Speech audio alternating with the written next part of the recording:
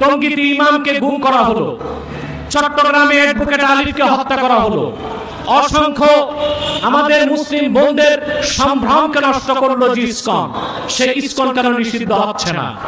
আওয়ামী লীগ যদি নিষিদ্ধ হয়, ইসকনকেও নিষিদ্ধ করতে হবে। কিন্তু বর্তমান সরকারের উপদেষ্টারা বিভিন্ন আলেম ওলামা লেবাসধারী হিন্দুদের পূজা মণ্ডপে ঠিকই যাচ্ছেন হিন্দু প্রীতি প্রদর্শন করতে, কিন্তু যে ইসকন বাংলাদেশে একটি সাম্প্রদায়িক দাঙ্গা সৃষ্টি করতে চায় তাদের বিরুদ্ধে তাদের কোনো বক্তব্য নাই কেন? আমরা সুস্পষ্টভাবে বলছি রাজনৈতিক নেতাদেরকে, ভারত কিংবা আমেরিকাকে খুশি করে ক্ষমতায় যেতে পারবেন না, যদি যেতেও পারেন ক্ষমতায় টিকতে পারবেন না।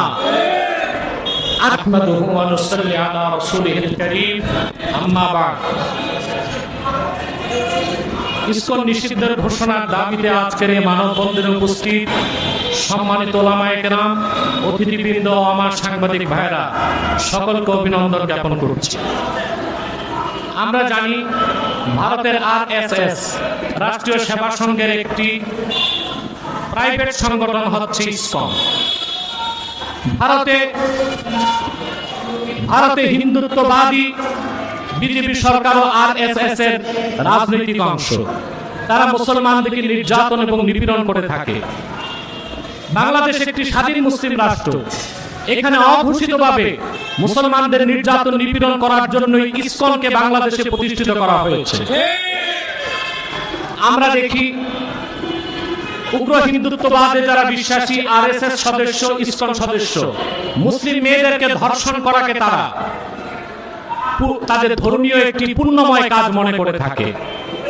সেজন্য বাংলাদেশে সতী সাধ্বী কচি কাঁচা মেয়েদেরকে ধর্ষণ করে নষ্ট করার গভীর চক্রান্ত বহুদিন যাবৎ ইসকন বাংলাদেশে করে যাচ্ছে। বিগত ফ্যাসিবাদের আমলে ইসকনের বিভিন্ন সদস্য প্রশাসনের বিভিন্ন পর্যায়ে বসেছিল। এখন পর্যন্ত প্রশাসনের বিভিন্ন স্তর থেকে ইসকন সদস্যদেরকে যদি সরানো না হয়, তা আমি নির্ঘাত বলতে পারি নির্বাচনের পর যদি কোনো সেটেল গভর্নমেন্ট আসে, তাদের বিরুদ্ধে ইসকন চক্রান্ত করে বাংলাদেশের মধ্যে অস্থিরতা সৃষ্টি করবে। এবং বাংলাদেশ বর্তমান সরকার ইসকনের ব্যাপারে কোনো পদক্ষেপ নিচ্ছে না কেন, এটা আমাদেরকে হতবাক করে। টঙ্গীতে ইমামকে গুম করা হলো, চট্টগ্রামে অ্যাডভোকেট আলিফকে হত্যা করা হলো, অসংখ্য আমাদের মুসলিম বোনদের সম্ভ্রমকে নষ্ট করলো যে ইসকন, সেই ইসকন কেন নিষিদ্ধ হচ্ছে না? আওয়ামী লীগ যদি নিষিদ্ধ হয়, ইসকনকেও নিষিদ্ধ করতে হবে। কিন্তু বর্তমান সরকারের উপদেষ্টারা বিভিন্ন আলেম ওলামা লেবাসধারী হিন্দুদের পূজা মণ্ডপে ঠিকই যাচ্ছেন হিন্দু প্রীতি প্রদর্শন করতে, কিন্তু যে ইসকন বাংলাদেশে একটি সাম্প্রদায়িক দাঙ্গা সৃষ্টি করতে চায় তাদের বিরুদ্ধে তাদের কোনো বক্তব্য নাই কেন? আমরা সুস্পষ্টভাবে বলছি রাজনৈতিক নেতাদেরকে, ভারত কিংবা আমেরিকাকে খুশি করে ক্ষমতায় যেতে পারবেন না, যদি যেতেও পারেন ক্ষমতায় টিকতে পারবেন না।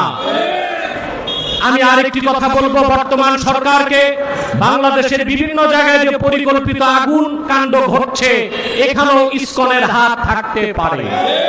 অতএব আজকের এই মানববন্ধন থেকে বর্তমান সরকারকে বলবো, ইসলামের শত্রু, মুসলমানের শত্রু, বাংলাদেশের স্বাধীনতার শত্রু, হিন্দুত্ববাদের ধ্বজাধারী ইসকনকে বাংলাদেশে নিষিদ্ধ করতেই হবে। যদি তা করার জন্য রাজপথে নামতে হয়, আলেম ওলামা পীর মাশায়েখের নেতৃত্বে বাংলাদেশের মুসলমান রাজপথে নামতে বাধ্য হবে।